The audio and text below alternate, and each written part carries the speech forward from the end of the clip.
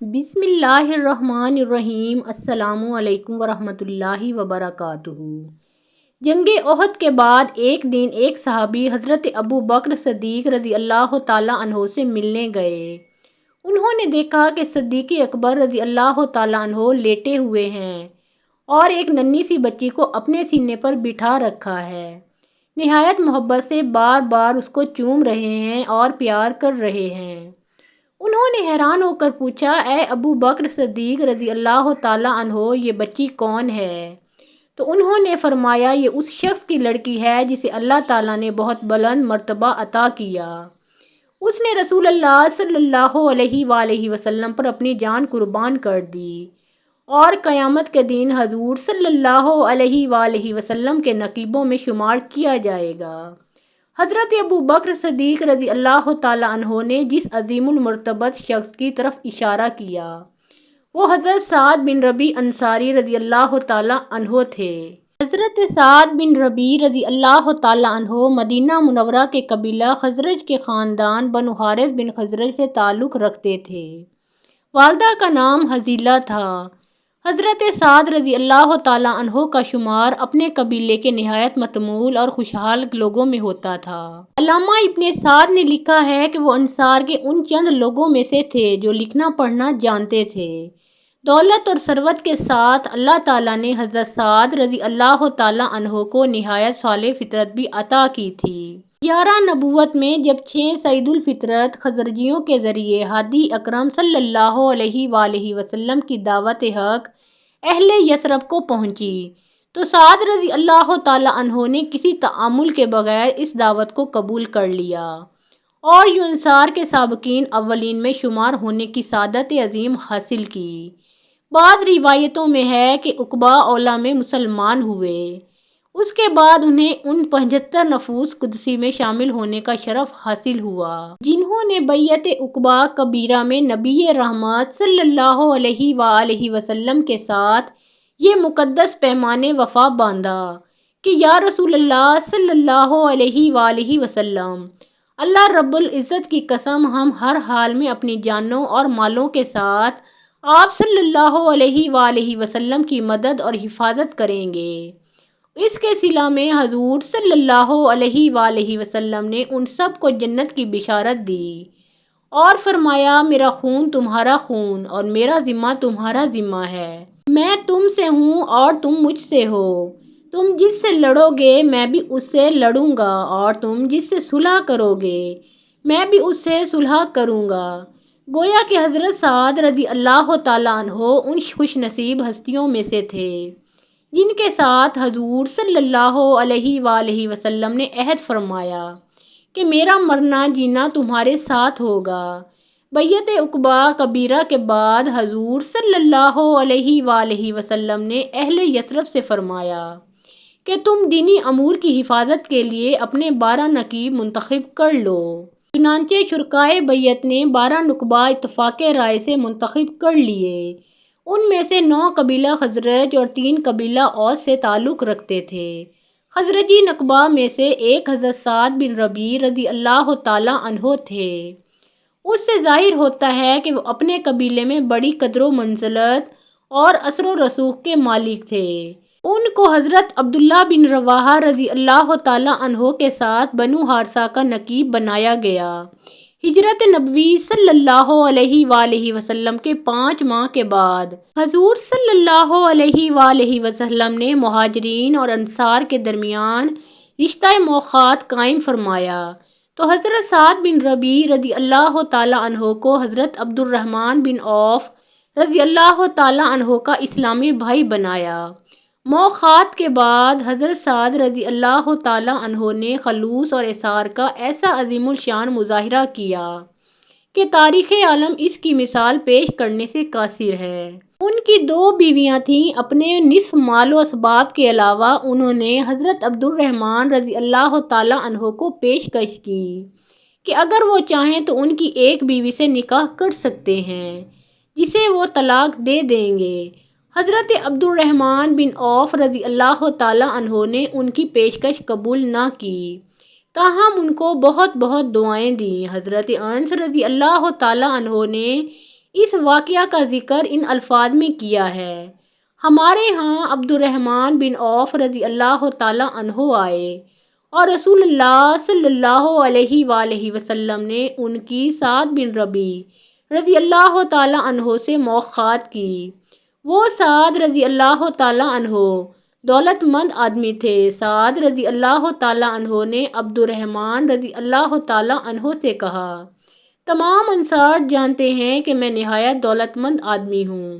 میں اپنا مال آدھا آدھا بانٹ دوں گا، اور میری 2 بیویاں ہیں، آپ ان کو دیکھ لیں، جو پسند آ جائے اس کو طلاق دے دوں، اور جب وہ حلال ہو جائے آپ اس سے نکاح کر لیں۔ حضرت عبد الرحمن رضی اللہ تعالیٰ عنہ نے کہا: اللہ آپ کے مال و متاع اور اہل و عیال میں برکت عطا فرمائے۔ اس کے بعد انہوں نے حضرت سعد بن ربی رضی اللہ تعالیٰ عنہ سے پوچھا: کیا یہاں پر کوئی بازار ہے جہاں تجارت ہوتی ہو؟ انہوں نے فرمایا: ہاں، بازار کینوکا۔ حضرت عبد الرحمن رضی اللہ تعالیٰ عنہ نے ان سے درخواست کی کہ وہ انہیں بازار کا راستہ بتا دیں۔ حضرت سعد رضی اللہ تعالیٰ عنہ نے بازار تک ان کی رہنمائی کی، جہاں حضرت عبد الرحمن رضی اللہ تعالیٰ عنہ نے تجارت شروع کی۔ اور ایک دن ایسا آیا کہ مدینہ منورہ میں ان سے بڑا کوئی تاجر نہ تھا۔ 2 ہجری میں حضرت سعد بن ربی رضی اللہ تعالیٰ عنہ کو اصحاب بدر میں شامل ہونے کا عظیم شرف حاصل ہوا۔ بدر کے بعد حضرت سعد رضی اللہ تعالیٰ عنہ جنگ احد میں شریک ہوئے اور بڑی جان بازی سے لڑے، یہاں تک کہ زخموں سے چور چور ہو کر گر پڑے۔ ایک روایت میں ہے کہ ان کو 12 شدید زخم آئے۔ حضرت سعد رضی اللہ تعالیٰ عنہ کو رسول اکرم صلی اللہ علیہ وآلہ وسلم سے بے پناہ محبت تھی، اور حضور صلی اللہ علیہ وآلہ وسلم کو بھی ان سے بڑا تعلق خاطر تھا۔ جنگ کے بعد آپ صلی اللہ علیہ وآلہ وسلم کو سعد رضی اللہ تعالیٰ عنہ نظر نہ آئے تو صحابہ کرام سے مخاطب ہو کر فرمایا: کوئی ہے جو سعد بن ربی کی خبر لائے؟ حضرت ابی بن کعب رضی اللہ تعالیٰ عنہ نے عرض کیا: یا رسول اللہ صلی اللہ علیہ وآلہ وسلم، میں جاتا ہوں۔ یہ کہہ کر وہ میدان جنگ میں گئے اور لاشوں کے درمیان پھر کر سعد بن ربی رضی اللہ تعالیٰ عنہ کو تلاش کرنے لگے۔ بار بار ان کا نام لے کر پکارتے تھے لیکن کوئی جواب نہ ملتا تھا۔ آخر انہوں نے بآواز بلند یہ الفاظ کہے: سعد اگر زندہ ہو تو جواب دو، مجھے رسول اللہ صلی اللہ علیہ وآلہ وسلم نے تمہارے پاس بھیجا ہے۔ اس وقت حضرت سعد رضی اللہ تعالیٰ عنہ کا دم واپسی تھا۔ رسول اللہ صلی اللہ علیہ وآلہ وسلم کا اسم گرامی سنا تو اپنے اندر ایک توانائی سی محسوس کی، روح اور جسم کی تمام قوتوں کو مجتمع کر کے نحیف سی آواز میں جواب دیا: رسول اکرم صلی اللہ علیہ وآلہ وسلم کی خدمت اقدس میں میرا سلام عرض کرنا، اور میرے انصاری بھائیوں سے کہنا کہ اگر آج خدا نخواستہ رسول اللہ صلی اللہ علیہ وآلہ وسلم شہید ہو گئے اور تم میں سے کوئی ایک بھی زندہ بچا تو اللہ کو ہرگز منہ نہ دکھا سکو گے، اور اس کے سامنے تمہارا کوئی عذر قبول بھی نہ ہوگا۔ ہم نے لیلۃ العقبہ میں رسول اللہ صلی اللہ علیہ وآلہ وسلم پر فدا ہونے کا حلف اٹھایا تھا۔ یہ کہا اور ہچکی لے کر ہمیشہ کے لیے خاموش ہو گئے۔ حضرت ابی کعب رضی اللہ تعالیٰ عنہ نے حضرت سعد رضی اللہ تعالیٰ عنہ کے آخری الفاظ حضور صلی اللہ علیہ وآلہ وسلم کی خدمت میں عرض کیے تو آپ صلی اللہ علیہ وآلہ وسلم نے فرمایا: اللہ سعد رضی اللہ تعالیٰ عنہ کو اپنے دامن رحمت میں جگہ دے۔ زندگی اور موت دونوں میں اللہ اور اللہ کے رسول صلی اللہ علیہ وآلہ وسلم کے بہی خواہ رہے۔ اسی غزوہ میں حضرت خارجہ رضی اللہ تعالیٰ عنہ بن زید بن ابی زہیر بھی بڑی بہادری سے لڑ کر شہید ہوئے تھے۔ وہ حضرت سعد بن ربی رضی اللہ تعالیٰ عنہ کے دادا عمر بن ابی زہیر کے بھائی تھے، گویا وہ اس رشتے سے حضرت سعد رضی اللہ تعالیٰ عنہ ان کے پوتے ہوتے تھے۔ حضور صلی اللہ علیہ وآلہ وسلم نے حکم دیا کہ دادا اور پوتے کو ایک ہی قبر میں دفن کیا جائے۔ اس طرح نبی رحمت صلی اللہ علیہ وآلہ وسلم کے ان دونوں جانثاروں نے زندگی میں بھی ایک دوسرے کا ساتھ دیا اور آخرت میں بھی یکجا رہے۔ حضرت سعد رضی اللہ تعالیٰ عنہ نے اپنے پیچھے 2 کمسن بچیاں چھوڑیں۔ نرینہ اولاد کوئی نہیں تھی، اس لیے سعد رضی اللہ تعالیٰ عنہ کے بھائی نے ان کی جائیداد پر قبضہ کر لیا۔ ان بچیوں کی والدہ عمرہ بنت حرام رضی اللہ تعالیٰ عنہا انہیں ساتھ لے کر رسول اکرم صلی اللہ علیہ وآلہ وسلم کی خدمت اقدس میں حاضر ہوئیں اور عرض کیا، یا رسول اللہ صلی اللہ علیہ وآلہ وسلم، یہ شہید احد سعد بن ربیع کی بچیاں ہیں۔ ان کے چچا نے سعد رضی اللہ تعالیٰ عنہ کی جائیداد پر قبضہ کر لیا ہے، وہ انہیں باپ کے ترکے کا حقدار نہیں سمجھتا۔ اللہ کی قسم، اگر انہیں کچھ نہ ملا تو ان کی شادی نہ ہو سکے گی۔ حضور صلی اللہ علیہ وآلہ وسلم نے فرمایا، اللہ تعالیٰ خود اس معاملے کا فیصلہ کرے گا۔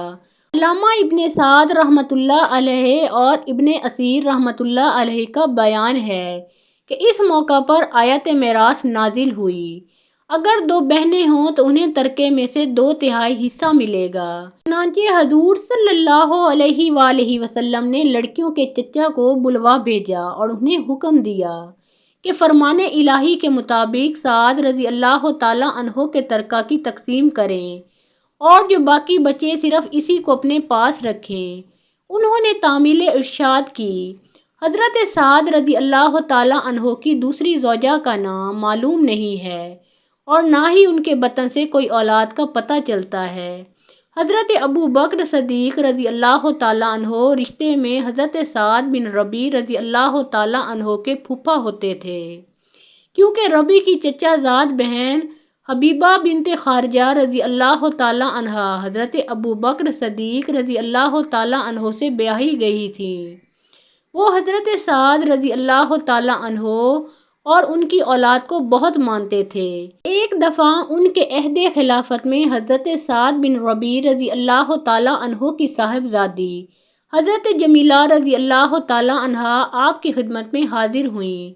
صدیق اکبر رضی اللہ تعالیٰ عنہ نے از راہ تعظیم اپنی چادر ان کے لیے بچھا دی۔ اس موقع پر حضرت عمر فاروق رضی اللہ تعالیٰ عنہ بھی موجود تھے۔ انہوں نے پوچھا، اے خلیفہ رسول صلی اللہ علیہ وآلہ وسلم، یہ خاتون کون ہیں؟ تو انہوں نے فرمایا، یہ اس شخص کی بیٹی ہے جو ہم دونوں سے بہتر تھا۔ حضرت عمر فاروق رضی اللہ تعالیٰ عنہ نے حیران ہو کر پوچھا کہ وہ کیسے؟ حضرت ابو بکر صدیق رضی اللہ تعالیٰ عنہ نے فرمایا، اس لیے کہ اس کے باپ سعد بن ربیع رضی اللہ تعالیٰ عنہ نے رسول اللہ صلی اللہ علیہ وآلہ وسلم کے سامنے جنت الفردوس کی راہ لی اور ہم تم ابھی تک اس دنیا میں بیٹھے ہیں۔ محترم ناظرین، پیارے آقا محمد مصطفیٰ صلی اللہ علیہ وآلہ وسلم کا پیارا نام ایک بار کامنٹ سیکشن میں ضرور لکھیں۔